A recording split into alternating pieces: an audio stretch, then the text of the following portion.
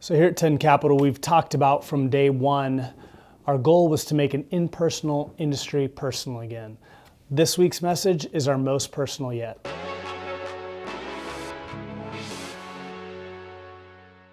So when people in my line of work talk about transparency, they're usually talking about funds and fees and all the math that goes in behind what we do.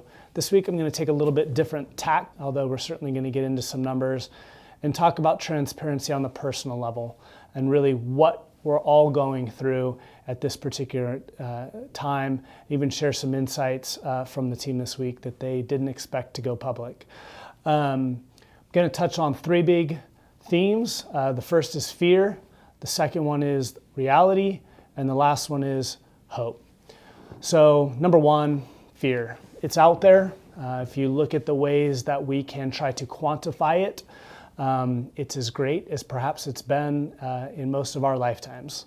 The VIX reading, often called the fear index, actually surpassed the 2008 closing highs of this week. It is the first time since the lows of March of 2009 in the great financial crisis. Bearish sentiment has been over 50% for 2 weeks. And of course, there's so many ways that have nothing to do with the markets, from headlines to the posts of Facebook and everything else that we see in our day-to-day lives that let us know that this is a time where people are scared for all sorts of reasons, which again makes it all that much more complicated. For me, I certainly understand the human side of that, but I'm forced with the day job to also understand what that might mean for everybody's finances and the markets moving forward. And while we're certainly not here to call an all-time low in the market, it's instructive to remember that these types of anecdotal signs usually show up, and despair is usually its greatest right before things are going to turn. And we really believe that is going to be the case again. The key thing, again, is to embrace the humility of not knowing what comes next.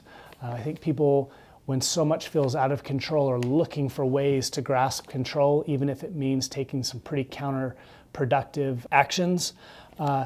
And understanding, too, that, again, none of us have to walk this alone. I've had a lot of people reach out this week, many apologizing for bugging me. Number one, it's an honor to be able to work with people and to have them reach out, and for us to be that trusted person that when things are darkest, they want to talk to.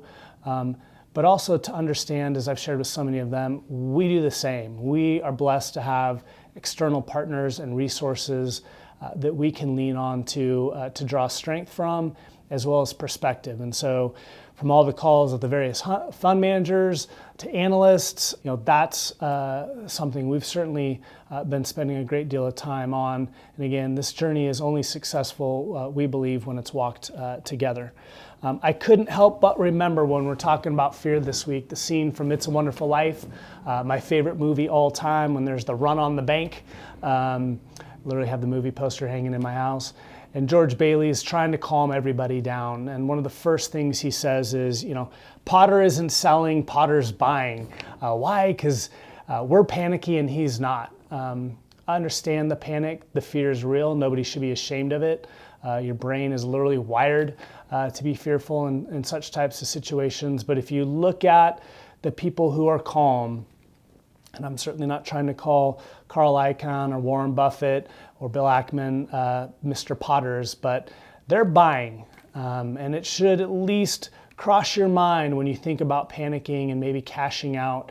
Who's on the other side of that? Who is this person who's calm? Who is this person that has cash? Who's this person who's willing to take risk? If you really walk it back, it's probably somebody who's built great wealth over time by making more good decisions than bad.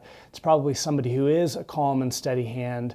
And the idea that they want something you don't want should give you pause. And I hope you keep that perspective in mind. The reality of the situation. Let's just talk about this virus. Data's changing all the time, but people at First Trust put out a couple great calls this week, again, with just some perspective. And as we said from the very first video we made around this virus to today, we're not trying to make light of the human toll, but we are calling into question the human toll of all these so-called actions and cures that as a society we're trying to make. If you look at the virus, you're hearing a lot of words like epidemic and exponential growth. It's quite simply not true. Currently in the world, 0.00003% of the world's population has this virus. Of those, as we're getting a better handle on the mortality rate, 99% of them are getting better. Many of them have already recovered. And if you start to, again, do that math, it doesn't mean that human toll, particularly for those of us who might experience loss firsthand because of this, isn't real. But it doesn't justify, I don't think, perhaps the level of fear, panic, or action that we see out there in the world.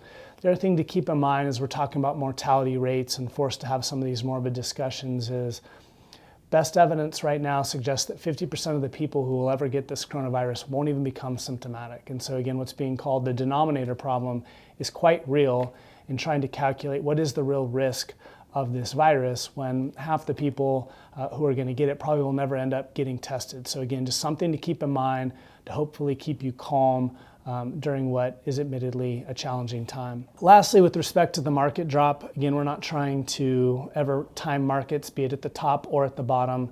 But if you look at event-driven recessions, so something that isn't valuation-based or isn't like 2001 or fiscally based as the 2008 crisis was really a systemic issue, the average market drop is right around 30%. The average recessionary drop period is right around 35%, 30 to 35. We're at 32.5 right now. And so I think the important point I would bring up there, and we'll touch on a little bit when we're talking about strategy, is most of the pain is likely behind us. I understand those nerves are frayed, but it's important to keep in mind and look forward to what is likely to come in the future. And for that, things actually look pretty positive. So let's talk about the hope. Again, we'll go virus, then we'll go markets. With respect to the virus, the spread is actually slowing. So if you look at where it originated from, the province in China where this all originated from actually had no new cases this week. They're abating in Japan and in South Korea. If we follow any kind of similar trajectory, we'd be about 3 to 4 weeks out here from being able to see again that curve of new cases roll over. Even in Italy, the growth rate is slowing. It had been at 22%. Now it's at 9%. I know many people are afraid of the mortality rates. A simple Google of some good sources will show you that, again, the average Italian who's passed away sadly from this has been 81 years of age. And again, most of them have been smokers. And so I bring that up not to make light, again, of that loss, but for those people trying to extrapolate that about what we could expect here in America, it's simply misleading. Lastly, here in the US, 93% of those who have been tested are coming back negative. This actually comes from the CDC, and the death rate continues to drop. What appeared to be 3 to 4% a week ago is already down to 1. And again, this is despite the fact that 50% of the people will never become symptomatic or likely to be tested. That and vaccines and treatments look like they're on the way as we speak. So again, reason to hope that this will pass here sooner rather than later.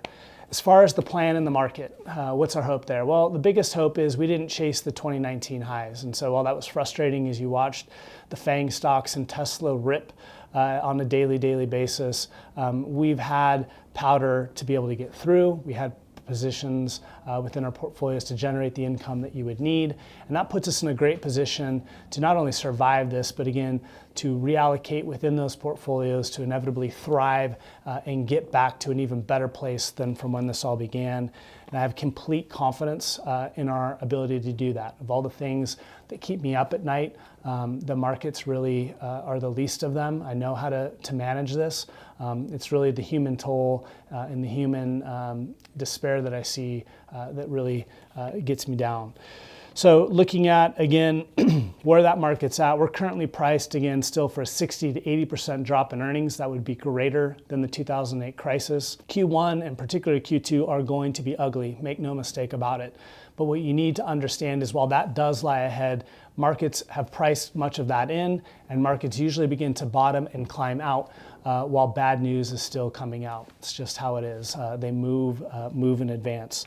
Comparing the crises, again, this is really a crisis, not a valuation or of liquidity. It's really of solvency. And the good news there is, again, bills are in the offing, and the Fed has taken a ton of steps and appears ready to take more to help small businesses across America be able to reopen once this all is through. Wanted to show two quick charts to my point of the pain that we've experienced and what likely lies ahead that I think are illustrative. So you're hearing a lot, or you may, if you're reading, hey, look, markets take 10 months in an event-driven recession to get back. You're like, oh my gosh, that's so depressing. I think the key thing to think, though, is really how much of this is already in the past, and from today, if you're having to make a decision today, what lies moving forward. If we look at the 74, 75 crisis, you dropped 36%, right around that average.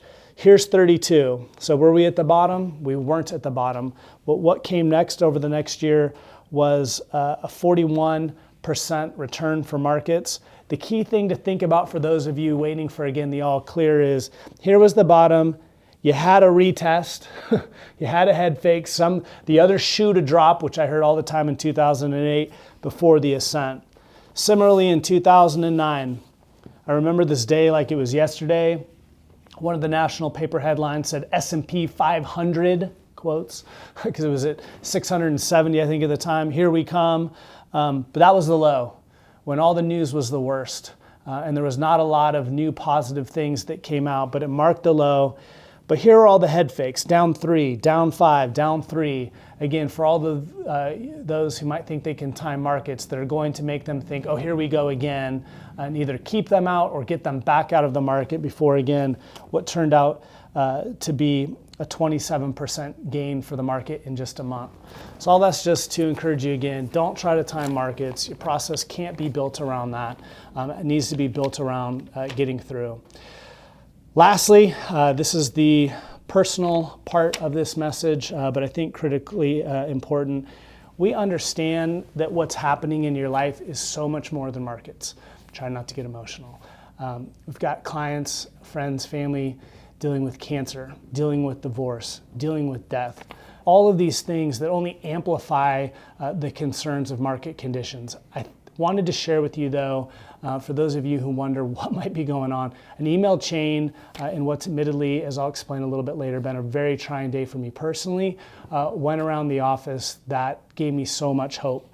Not going to share their names, but did want to read the quotes because I think they're instructive of who I get to work with and really who you all get to work with is too. The whole point of this, it's not always about the market and account values and financial plans. It's just one more thing to throw on top of already stressful lives we lead. But don't trade away some perceived stress today for the stress that will be waiting for you on the other side by locking in losses and potentially blowing up your retirement plan. This was a message that has been shared around this week. Remember, what we're doing right now is really important. I hope this message adds fuel to your fires and certainty to the importance of what we're all doing while we run what feels to be a marathon of calls. The connections we will have with our clients on the other end of this will make it all worth it. Response from another colleague. This is certainly a hard time with many of us having things outside of work pressing down, so to have a team I know has my back and vice versa brings immense comfort, which I believe is coming through to clients. Third email. I just want each of you to know how proud I am of you. This week has sucked all around, but the resiliency and strength you've all shown through this is certainly motivating. Being a beacon of hope for our clients during this time is so incredibly powerful and rewarding. Keep it up, everyone. This will pass. I'm truly thankful to all of you. And finally, none of these messages were mine. Merit is judged based on times of strife and not times of ease. So that's my team. That's your team. That's the heart behind the team that's serving. And lastly, I just wanted to share this. I don't come to you each week. I'm grateful for the messages of you who say, your optimism and your calm is very reassuring. But I don't bring that, lest anyone think, from a place of comfort myself. And even today, as I pass on these messages of hope, I've got a lot of family members at risk. My wife is literally, as I'm shooting this, in the hospital with our unborn baby who's struggling to live. So I do get it, but I also believe fervently that life isn't safe and that we weren't built to be weak. We weren't given spirits of fear, but again, of power and love. I believe that, but I also believe it's a journey that we're meant to take together.